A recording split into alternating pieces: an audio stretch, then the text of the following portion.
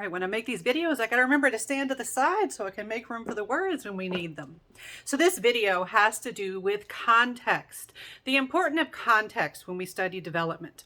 Now, context can include a lot of things, but I'm going to focus on two important contexts: historical context and socioeconomic context.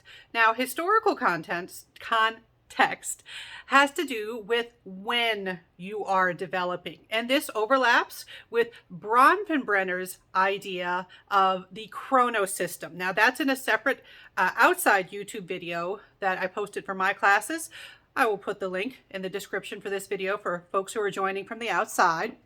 Now, when we talk about historical context, one important term is cohort.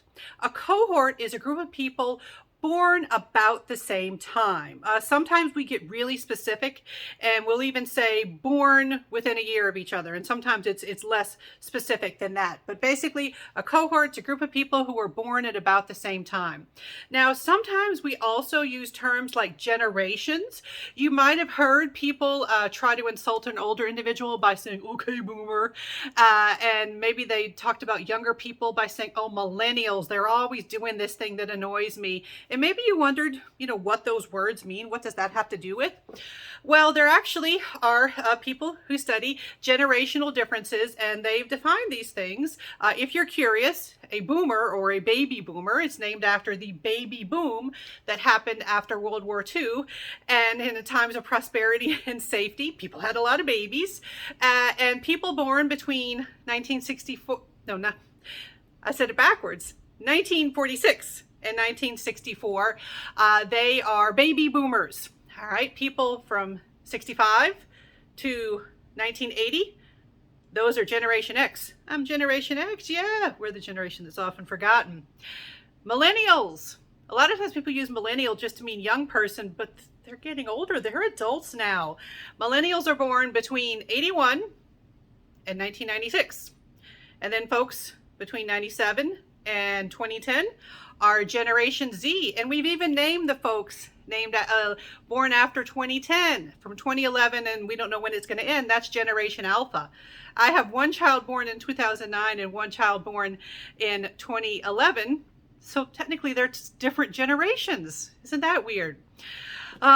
Also, a weird thing for me personally, my mom and my husband are both boomers, which just seems weird, but my mom is one of the oldest boomers. My husband is one of the youngest. There's enough time there. My husband's a little bit older than me. There's enough time there that, my mom could have been his teenage mother. And so, generations, talking about generational differences, or specifically talking about cohort differences. Why even do this? Why do we even have to label people this way? Why do we have to differentiate when they were born? Well, different experiences can shape your development. If you were born before a certain technology was available, if you were born before a certain event happened, or you experienced a certain event during your formative years, that can certainly shape your development. Just if you think about familiarity with technology. All right, like for example, one thing I've recently started doing that makes my children cringe real bad is I started using TikTok. And the thing is, right away, my kids are like, "Mom, you don't even do things right. You don't even know like the right lingo, and you don't know how to make good videos." And part of that is this stuff wasn't available when I was growing up. We didn't have to make a video, to make a movie when I was growing up, you had to get a Super 8 camera. Those were fancy, like fancy people had those. It wasn't fancy. This is a new thing that you know how to do this. My mom, she very much remembers times before you even had access to computers. Learning how to use a computer at all, or a phone that's like a little mini computer. That was difficult. That was a struggle. Also, attitudes towards money and what we worrying about war, worrying about the future, that can be shaped by the experiences that we've gone through. And so people have different experiences. Another generational difference that's really good to highlight is your attitude towards certain behaviors that were once considered very unconventional or deviant, and now they are more accepted. For example, if you're walking down the street and you see a couple and they seem to be a same sex or same gender couple, if you don't know the difference between those terms and you're taking my class, we will break that down in detail.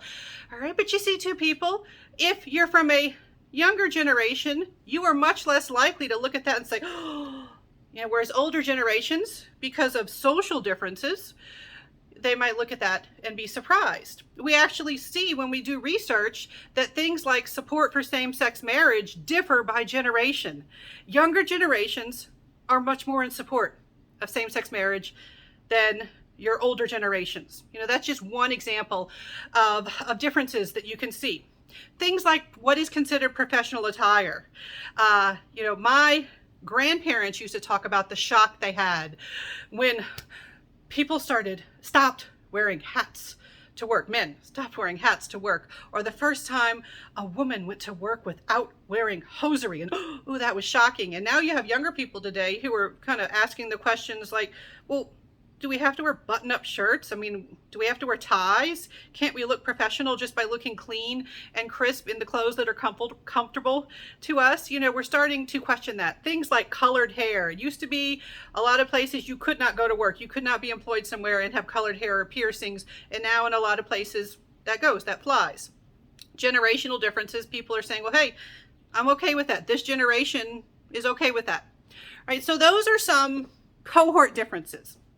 Now, the other context that is very important is your socioeconomic context. This has to do with five components. A lot of times when people hear socioeconomic status or SES, they often instantly think money. I've even talked to people who do research who should know the definition of this, and they will show that they think that the only thing that's included in SES is particularly income. All right, but it's actually 5 things. One of them is income. Income is one of the components, the things that make up your socioeconomic status. Remember how I talked about in my day, the fancy people could make movies because they could afford the special cameras you needed, and the film and all that. I wasn't fancy. My family had less income, and so I had a lower socioeconomic status. I didn't get to enjoy those things. Other people might have had access to that. They might have gotten to develop their creativity that way in a way that I couldn't. This affects your experiences, your access to certain things, access to good schools, access to educational materials in the home, or computers, or even cable TV where you can, see certain shows and just lots of things are affected by money. Now, in addition to income, another component of socioeconomic status also has to do with money, but it's a little different, and that's wealth. Wealth includes your possessions and the money you already have. Wealth is something you have. Income is something you have coming in. Income, if you have a certain income, you're expecting more money to come in as you earn it. Income and wealth are often correlated. They are often linked, but you have certain unique situations where someone may have income but no wealth. Maybe they're paying off debts. Maybe they got a gambling problem or something like that. Or someone might have wealth but not be employed or have any income. They might just be going off of savings or inheritance or something like that. All right, so wealth and income are 2 things that determine your socioeconomic status. What's another thing? Your education level or your educational attainment. How much education have you completed? Did you get a degree? Did you graduate high school? Did you attend college? Did you finish? The number of years of education completed is also part of your socioeconomic status. And again, we often like to think that the more education you have, especially college students, you're certainly hoping that the more education you have, the more money you're going to make. Doesn't always work out exactly like that, but there usually is a correlation that more education, more earning power. What else? We also have occupational prestige, the respect, the status of your job. Your job may be highly respected or less respected or carry a certain amount of prestige, and that goes into your socioeconomic status.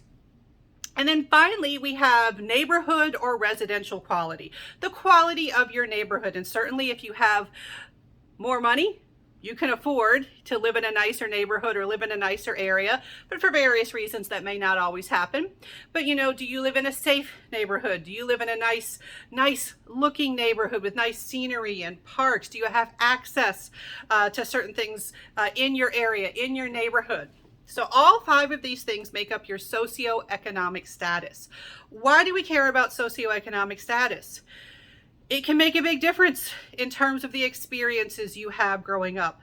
Sometimes people who are of a higher socioeconomic status take things for granted, and they do not realize that other folks didn't have the same experiences or access that they had growing up. I have spoken to people who went to different schools than me or my classmates, and they'll say, well, this is ridiculous.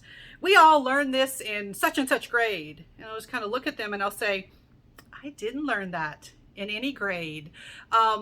Apparently you went to a nicer school than me. I mean, my school was fine. I learned enough, clearly. I went on to get a PhD, so I did okay for myself.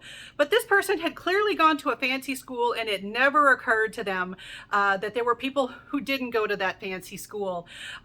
Also, when people like to shame certain parents, they'll say, why don't they take their kids to the park to play? And I say, you're assuming that there's a park that's accessible, that's nearby, that they can get to, that it's safe to go to that park. Not everybody has that. These are just some examples of how socioeconomic status definitely makes a difference in development. And if you do a study where you do not acknowledge socioeconomic status at all, you're missing a huge part of the picture if you're studying development.